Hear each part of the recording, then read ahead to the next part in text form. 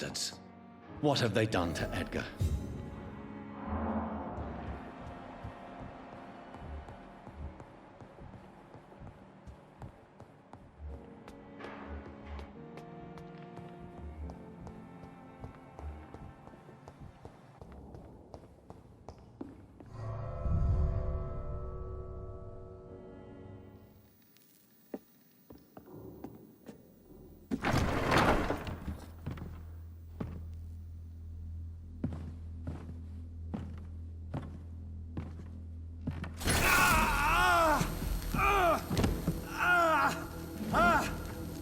Ultraviolet curtains and Ori Calvin powder.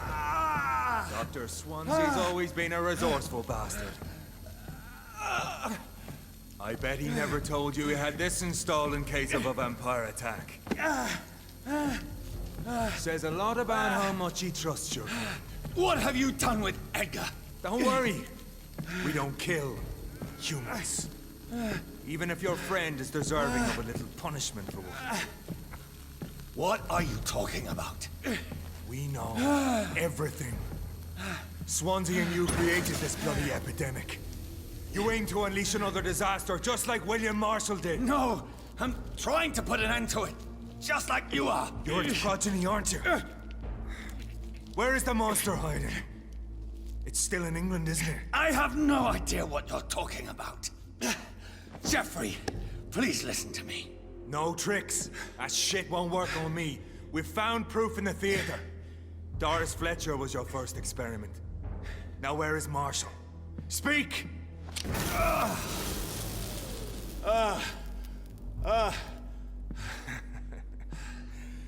So much for modern technology. Time for the tried and true. Do you know what this is, Beast? This is a drop of King Arthur's blood. The blood of a true defender of Britain. Stronger than your evil powers.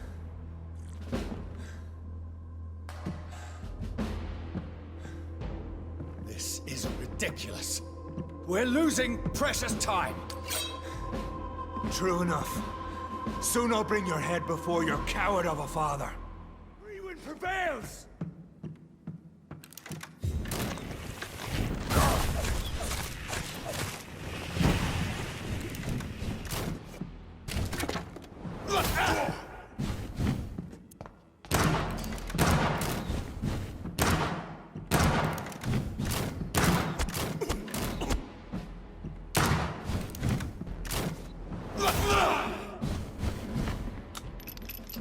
The blood of a true defender of this land will protect you.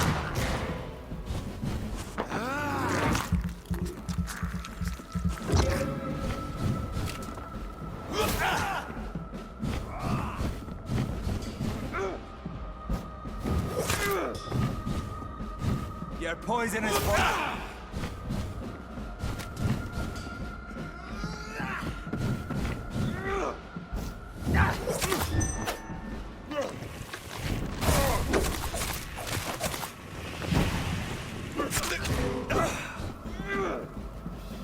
I know.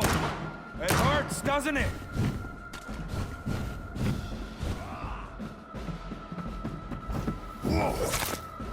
Come on, Reed.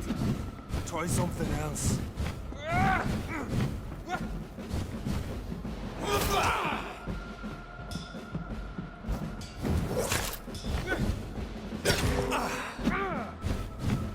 Close your eyes. This is gonna hurt. I'll pin you down.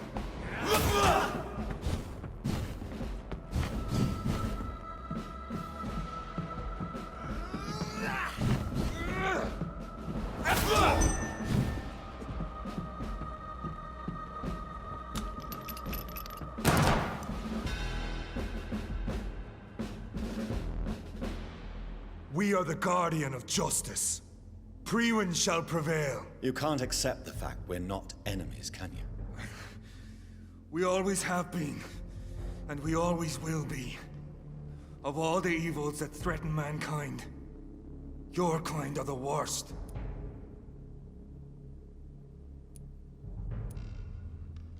I'm not saying we could be friends, you and I. But perhaps we could collaborate to put an end to this epidemic. Never! We are Priwen. We do not negotiate. We do not compromise. There is no way you'll ever let me be, McCullum. You'll always hunt me down, won't you? There is no escape, Leech. Kill me now. For there is no way you can sway me to your ideals.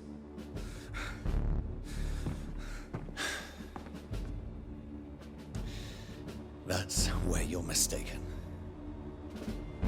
What do you mean?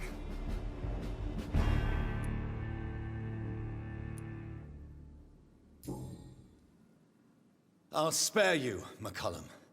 I'll offer you the mercy you never offered me. What is this ruse? This is no ruse, McCullum. This is me letting you go. After all, you and I are both trying to save this poor country in our own way.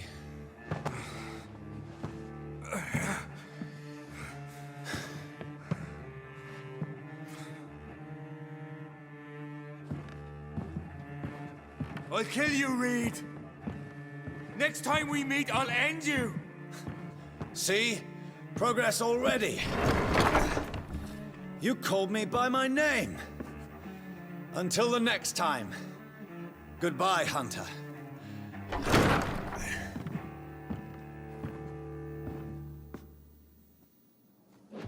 I'll kill you!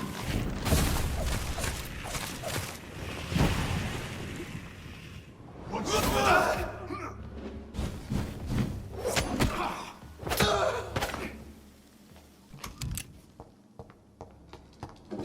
I cannot enter. It's locked, all right. Blood of a pure heart, garlic, blood of a king. I don't understand. Perhaps this is what McCullum drank. I had better keep that in mind. Edgar. Edgar, can you hear me? Jonathan, is it really you? Easy. Easy. Save your strength. I'm getting you out of here.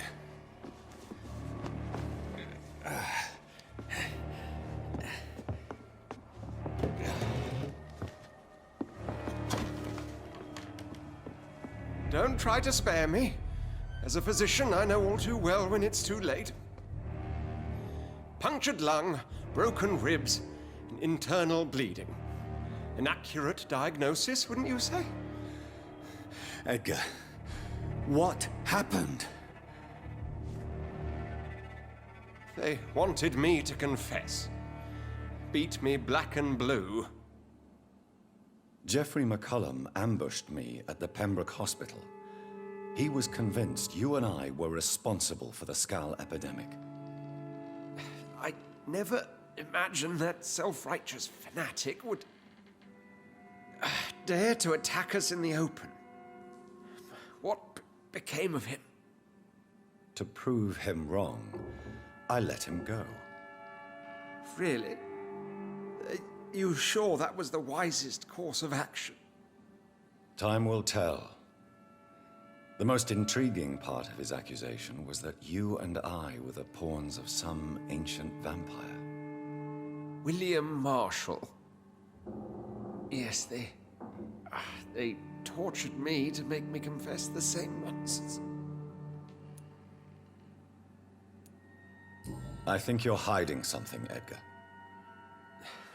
What do you mean? William Marshall, for example. You speak of him as if you know him. How is that? Jonathan, I cannot say I'm ready for another round of questions. Why would the Guard of Priwen believe you and I created the vampire epidemic?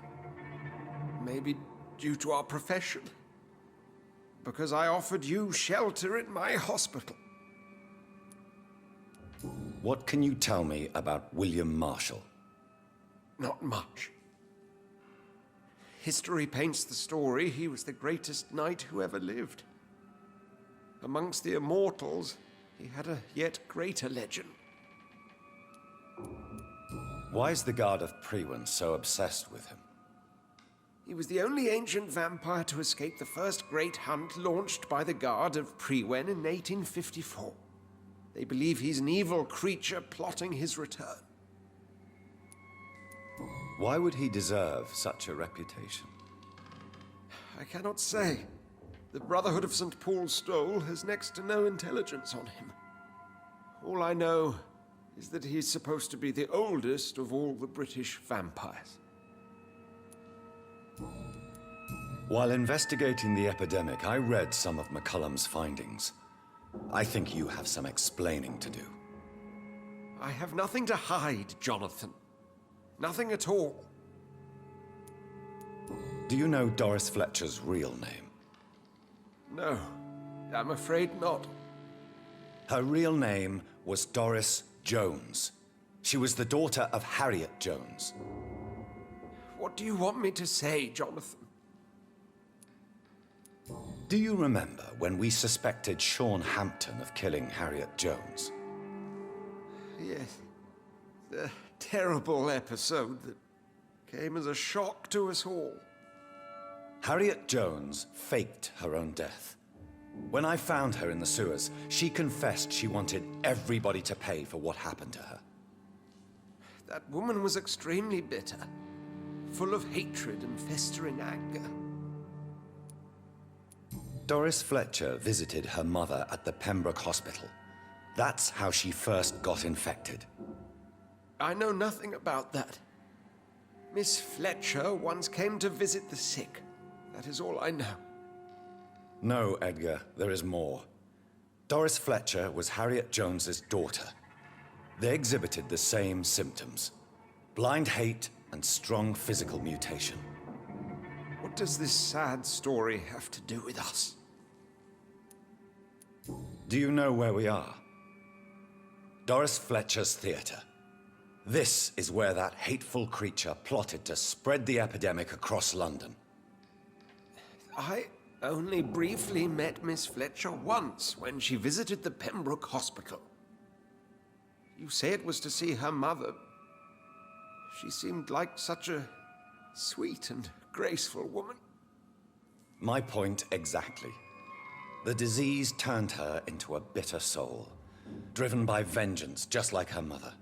A symptom of all the infected patients. Certain diseases are known to produce similar effects. Rabies, for example.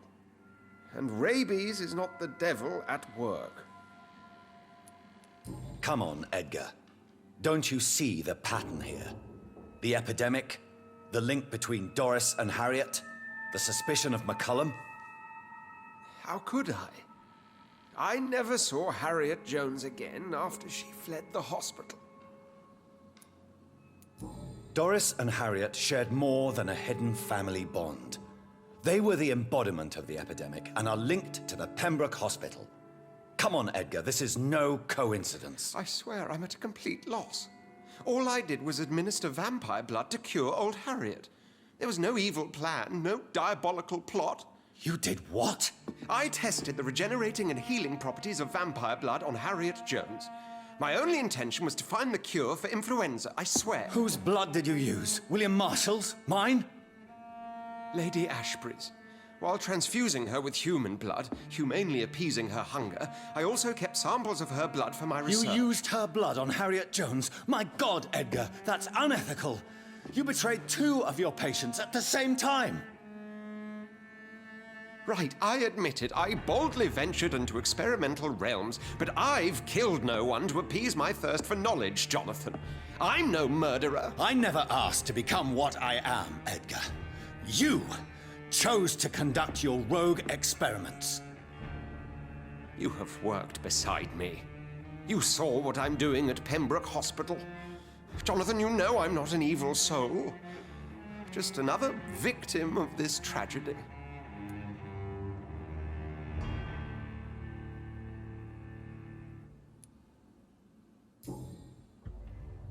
No, Edgar, you are not going to die. Unless you want to. What do you mean? I can save you, Edgar. I can turn your broken body into one like mine. You truly would? After all I've done, after all that's been said, you would offer me this gift? I have no way of knowing which punishment would be worse, Edgar. But it is not for me to decide. So? Oh, please, Jonathan, please. I beg you. This is what I've always wanted. This is what I've always searched for. Very well, then.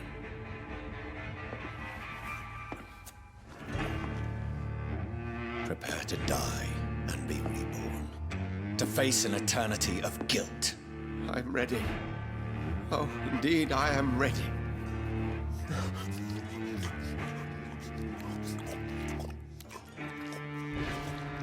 Enough!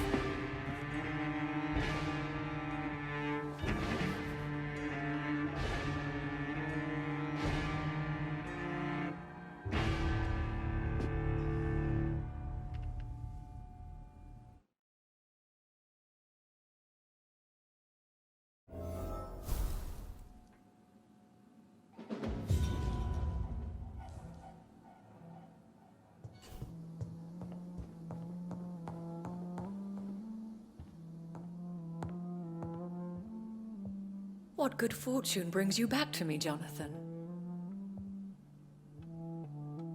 What is it, my dear? I'm afraid it's bad news, Elizabeth. The worst, actually. Please, speak up. Edgar is no longer in McCullum's grasp. I resolved that matter. Where is our good friend now? Is he well? Of a sort. His injuries were mortal. I had no choice but to make him one of us. To save him. Or to punish him. To punish him? I fail to understand. And what is the source of this cold tone in your voice? Edgar Swansea was responsible for the Skull epidemic, Elizabeth. It was he who unleashed the deadly scourge upon London. What? Are you certain? This is the most terrible accusation of all. He confessed everything to me. He sought to cure the disease, to exploit vampire blood to stop the epidemic. But he unwittingly gave birth to a catastrophe. All those poor victims. How could he do it? What happened?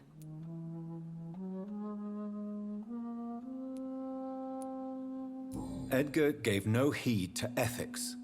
His theory could have been proven to be correct, but he abused the confidence of his patients to test it. I must say I'm shocked, Jonathan. Who would have thought it? And the poor patient. Let me guess. It was Harriet Jones, was it not? Yes. That explains how Doris Fletcher was infected, and how she became an Icor. She secretly visited her mother at Pembroke. Then we have no choice. We must act quickly, Jonathan. We must return to the sewers and put an end to the threat poor Harriet embodies. I have one more matter to discuss with you. Harriet Jones was the primary case, but... do you know what a healthy carrier is? There is a tone in your voice that frightens me, Jonathan. What are you trying to say? It was your blood Edgar used for his experiment on Harriet Jones. What?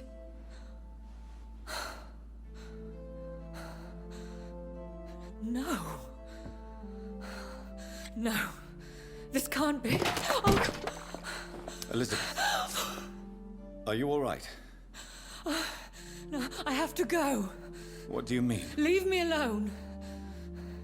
Save the city, Jonathan. Save what can be saved. Elizabeth, I need answers. Why did your blood Stay cause away this? from me.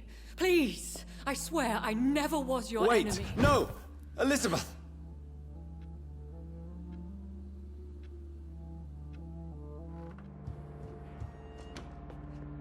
Jonathan, my dear, I can never thank you enough. Thank me. For what? Come now, you know what I mean. I am... well, I'm just like you. Have you no shame? Must I remind you of your ludicrous actions? Of the innocent men and women who died at your hands? Shame is for mortals, Jonathan. I know it now. And you should too. We are something else. Something more. Will you continue as Pembroke's administrator? Of course. I can help more than ever. And since I'm already dead, I can't get sick. Are you not afraid Priwen will find you? Next time, they will do more than abduct and torture you. I remain a man of peace. If things were to go awry, I would flee rather than slice them up as you would, my friend. Have you seen Elizabeth? Has she passed this way since you returned? No. And I'm terrified to see her again. I really am, Jonathan. She could very well tear me to pieces for what I did. How do you feel since you changed? Absolutely fine. Did you know I can determine the health of every patient or nurse just by looking at him? Fascinating. Have you taken a life yet, Edgar? Don't you think that's a private matter? I would not ask you such an indiscreet question. Do you feel the hunger? Yes. It's very peculiar, not like mortal hunger at all. It's like I'm never sated. Fortunately, blood is no rare commodity at Pembroke. What will you do now that you are immortal? Experiment, my dear colleague. I have an eternity to make scientific progress. I could be the only scientist able to undertake extreme experiments upon himself. My God, Edgar! Did you learn nothing from your forays into folly? I have, I swear. No more experiments on mortals. See? I said mortals. How quickly the mind adapts. What kind of experiments? Who knows? Nervous shock, brain damage, pain and recovery. There's almost no limit to what my body can now endure. I could be the next Henry Head.